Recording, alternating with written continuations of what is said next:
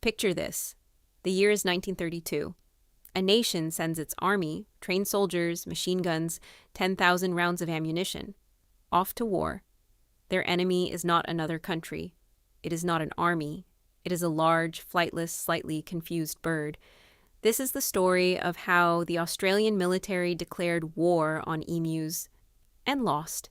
To understand how this happened, we have to go back a little further, to the end of the First World War. When the war ended, thousands of Australian soldiers came home with no jobs and no land. So the government had an idea. They handed these returning soldiers patches of farmland out in Western Australia. Here, they said, go and grow wheat.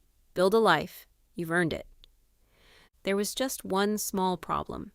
A lot of this land was dry, remote, and frankly terrible for farming. The soldiers tried anyway. They cleared the bush, planted their wheat, and waited. And then the Great Depression hit. Wheat prices collapsed almost overnight. The government, desperate, told the farmers to grow even more wheat and promised them subsidies to help. Those subsidies mostly never arrived. So now the farmers were broke, exhausted, and barely hanging on. And it was at this exact moment that 20,000 emus decided to show up. See, every year after breeding season, emus migrate inland, looking for food and water. And what they found was beautiful, freshly cleared land, open water, and mile after mile of delicious, ripe wheat. To the farmers, it was an invasion. To the emus, it was an all-you-can-eat buffet. These birds are no joke. An emu stands nearly 2 meters tall and can sprint at 50 kilometers an hour. They trampled the crops, they ate the wheat, and worst of all, they smashed straight through the fences. Those broken fences then let in rabbits, which ate whatever the emus had somehow missed. The farmers were at the end of their rope. They had fought in a real war. Surely the country owed them help now.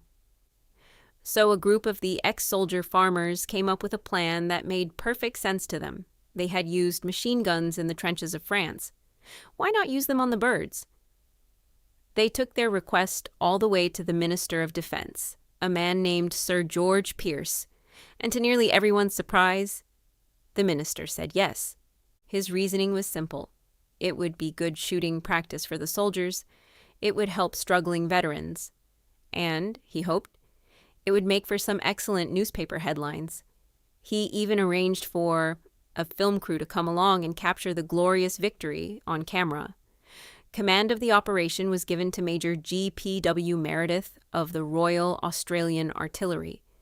His army, 2 soldiers, 2 Lewis machine guns, and 10,000 rounds of ammunition, against 20,000 birds. What could possibly go wrong? The plan was set for October, but heavy rains scattered the emus across a wider area, so the Great Emu War officially began on the 2nd of November, 1932. On day 1, the men spotted a group of around 50 emus in the distance. But there was a problem.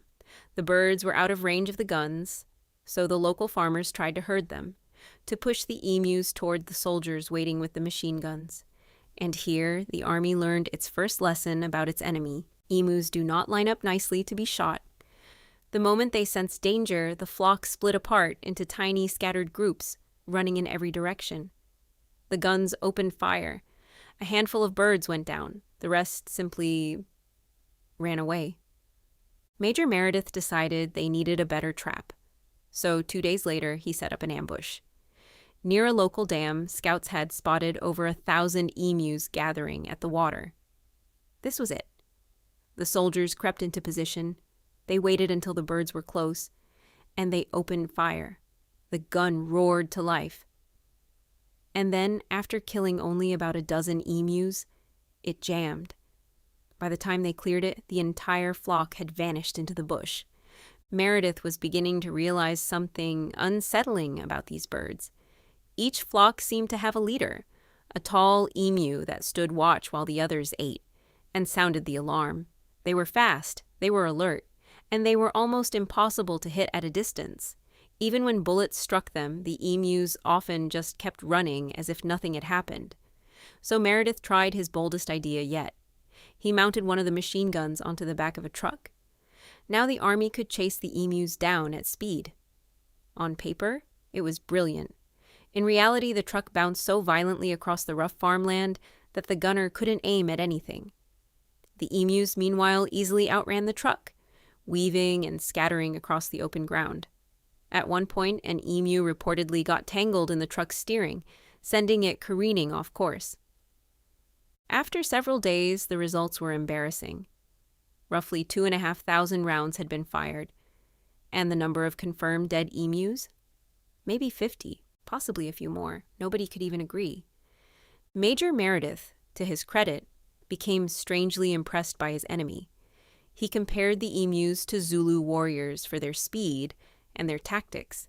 He said they could face machine guns with the invulnerability of tanks. "If we had a military division with the bullet-carrying capacity of these birds," he remarked, "it could face any army in the world."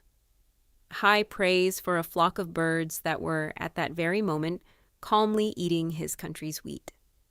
Word of the operation reached the newspapers, but not the way the minister had hoped. The headlines weren't about a glorious victory. They were about a military force being humiliated by poultry. The story spread across Australia and then around the world. Everyone was laughing. The matter was even raised in Parliament. The whole thing had become a national joke.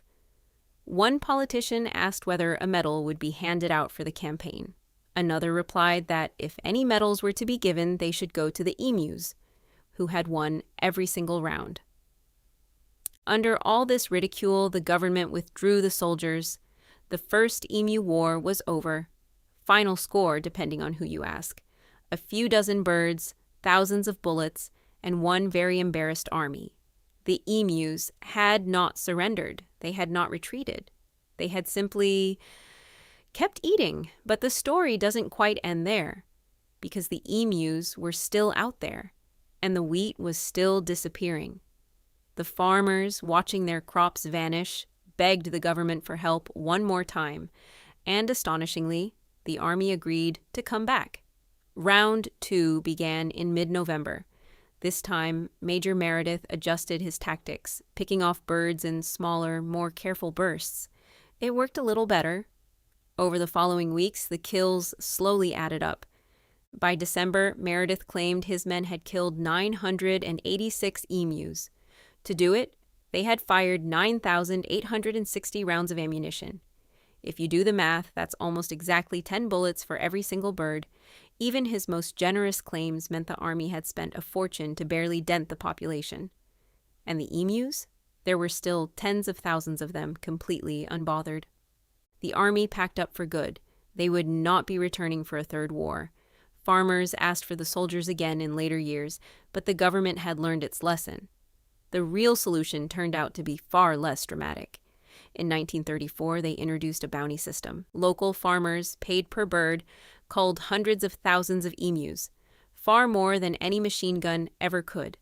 And eventually, huge exclusion fences were built to simply keep the emus out for good. But none of that is what we remember. We remember the time a modern army with machine guns went to war with a bird, and the bird won. The emus never knew there was a war. They never knew they were enemies of the state. They just kept running, and somehow that was enough to defeat an army.